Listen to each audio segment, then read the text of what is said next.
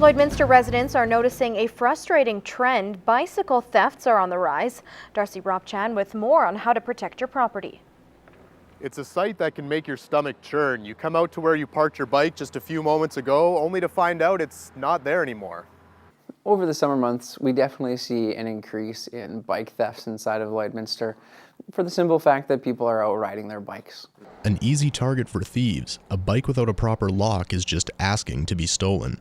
A lot of times when bicycles get stolen, it's because somebody's looking for a ride from one side of the city to the next. So it's really important that if you're out with your bike and you stop, whether it's at a convenience store, gas station, or at a park, that you lock that bike up.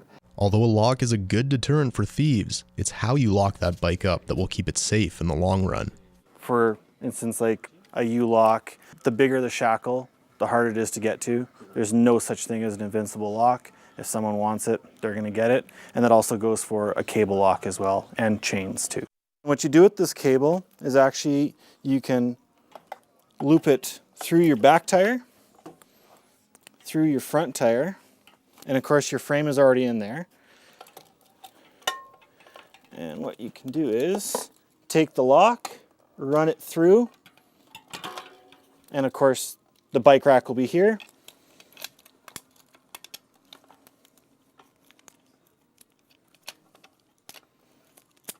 And your complete bike is locked up. Buying a good lock is only the half of it. It's crucial to record the serial number on your bike so that it can be identified and returned if it's found stolen. The bottom bracket, just due to the space of it, it's the most concealed way and it's really hard to ground down. Darcy Ropchan, Newcap News. Members of the community will have an opportunity to make their voices heard as Lloydminster moves to repeal the combative sports bylaw. The city says the current bylaw does not properly protect everyone involved in professional combative sports within city limits. Repealing the bylaw would not ban combative sports in the city as they are regulated on the Saskatchewan side by the province. Residents will be able to discuss with council how Lloydminster should proceed during a public hearing on October 16th. What that will result in, maybe a new bylaw, maybe a revision to the existing bylaw. There's a lot of things that need to be looked at, and I think once the information comes forward within the community from administration, council will be able to set some direction that way.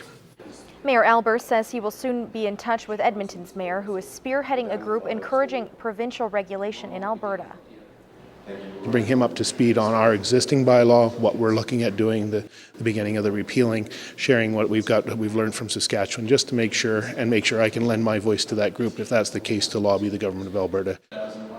Currently, BC, Saskatchewan, Manitoba, and Ontario all have provincial athletic commissions to regulate combative sports. And we have two animals in the adoption spotlight in this week's pet project. Nugget is a sweet cat and Jasmine is a dog who loves people. Here's John from the SPCA.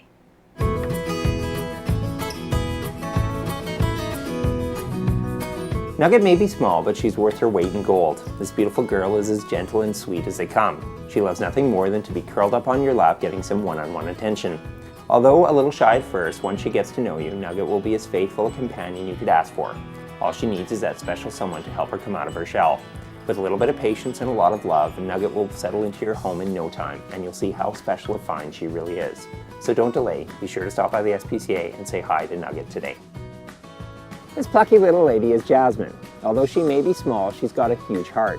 Jasmine just loves to be with people. Within minutes of meeting her, she'll be sitting next to you wanting pets or maybe even a belly rub.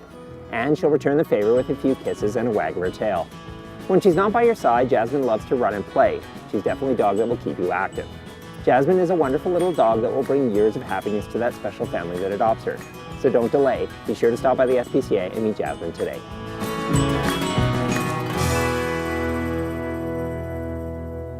And going south is common for Canadians, especially in the cooler months, but Hurricane Irma, of course, left its mark on a number of popular travel destinations, affecting many pre-booked travel plans.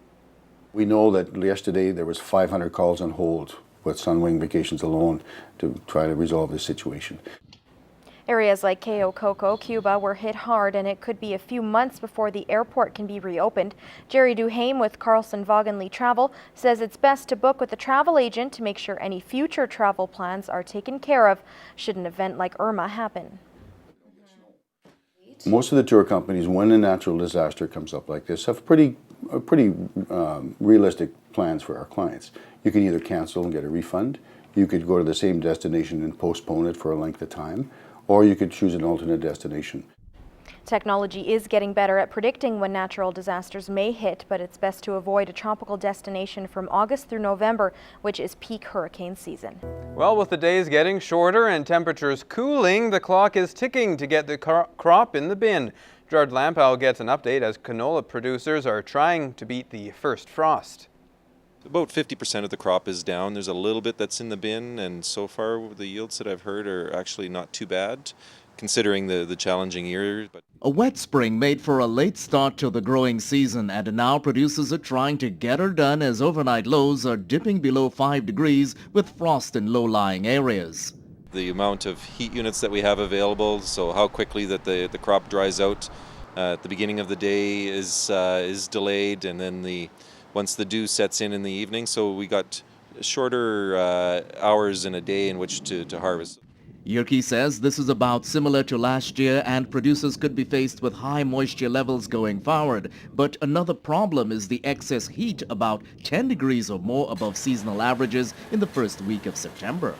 They expected a lot of the crop that went in the bin was dry, but with the high temperatures, growers will have to be very careful with watching any of the grain that's in those bins, make sure that their fans are turned on now. Some parts of southern Saskatchewan have reported temperatures near 40 Celsius and canola moisture just 3%. Combining was halted on those days.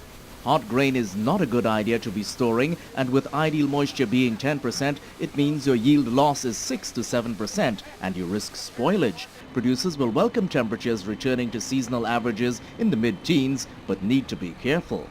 Even at 18, 16 degrees Celsius, you can get spoilage occurring if the moisture is high. So we still do want growers to, as the temperatures drop, try to cool that grain mass down further. And if they have the ability to dry the grain in the bin, then to do that as well. Gerard Lampow, Newcap News. Imagine a beautiful day. Sun is shining, birds are chirping, you're out on the golf course having a good time until a group ahead of you slows the game to a crawl. It can make an otherwise fantastic day of golf turn ugly quickly. In this week's Tips from the Green, Lance Phillips and Ryan Vaughn give you advice on how to keep the game moving while enjoying everything golf has to offer.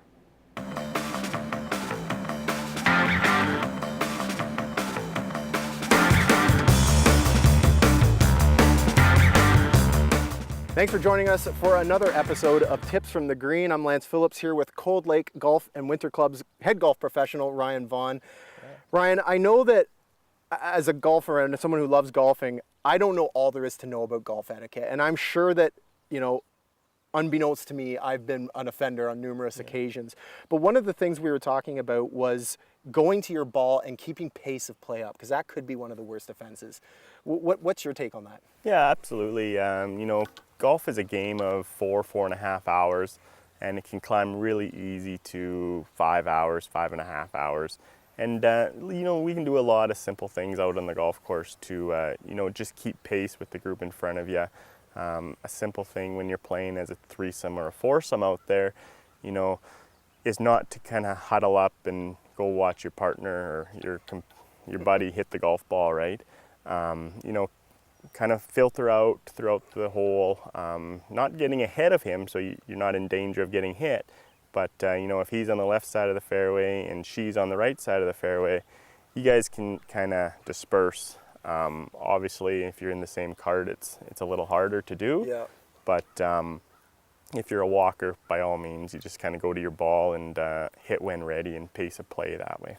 Well, what I've always done in the past is, when we're on courses where there are carts utilized, I will drop someone off at their ball, take the cart back to where we are, that person hits, and then they just start walking, and then we catch up with them eventually. What's your take on doing that kind of technique? Yeah, perfect.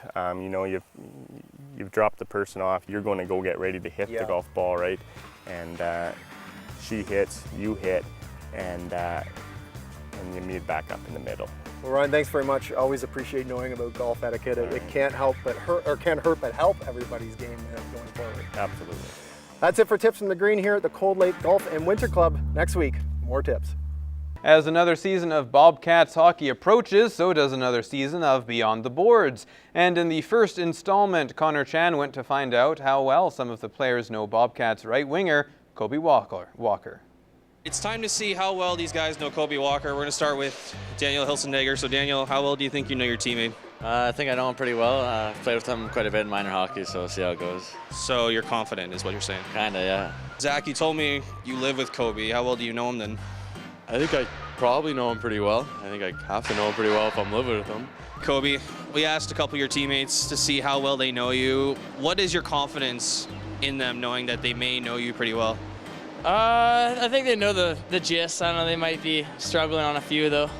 What is Kobe's go-to pump-up song? Probably The Other Side. He loves that song. Oh, Cut the Cord. We listen to that every day on the way to the game. What is your go-to pump-up song? Some Nickelback, I'd have to say. Who is Kobe's celebrity crush? Probably Selena Gomez. She's a good-looking girl. I'm gonna go out of nowhere here and say like Selena Gomez or something. Who is your celebrity crush? Ooh.